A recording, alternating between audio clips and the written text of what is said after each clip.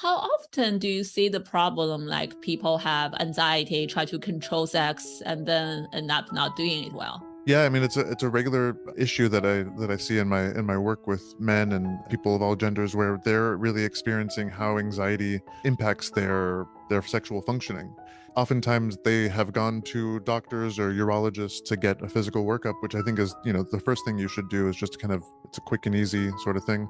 And then they realize, oh, this is more about anxiety. This is more about kind of expectations I have of myself, pressure I have of myself, or my partner has of me, or I feel like society is saying that men should have sex in a certain way and perform in a certain way. And it may not actually work for who they are or their nervous system or what they like. And I found that over time, challenging those expectations or notions or narratives that they have to fit into a certain mold really helps them define for themselves what sex means and what pleasure means. And it Uh, takes time, but it's worth it.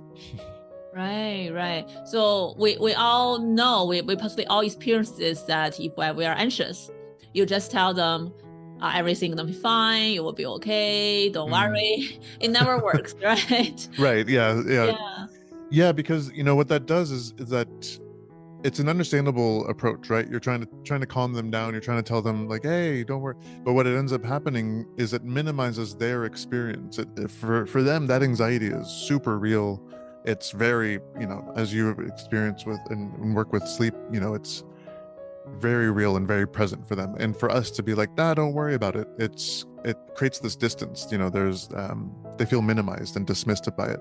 So my approach is let's understand that anxiety. Let's really get as specific and accurate of a picture of what's going on as possible. And we're not and then the other thing that we do on top of that, which can be hard, is to not judge yourself while you're understanding. I have so many times people say, oh, I have this fear, and then they immediately say it's so stupid that I have that fear. And I say, hold on, let's just hear what the fear is first. We can think about it later, analyze it later, but let's just name what's going on for you. And I think starting there as a baseline is really, really important. Oh, I love that. So kind of like people tend to self-criticism and brush away a lot of things, Right. right? And not really face the thing. They just say no to it immediately. But I like your approach to really help them label it, name it, sit with it a little bit. To Yeah. yeah, even though it's a unpleasant experience, but it's important to look at.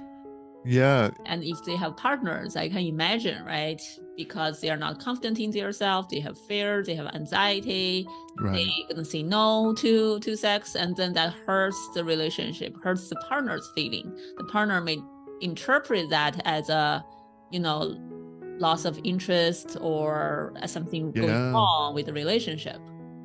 Absolutely. Yeah, I hear that so much. And that's when we can bring in, the couple into the therapy to talk about expectations and what the meaning is that each partner takes of the functioning issue. Because so often the other partner, and it makes sense, it's very common, for the partner to feel like, oh no, is it something about me? Is it something about my attractiveness or sexiness or whatever? And in reality, it's about the person, what's going on in their own head.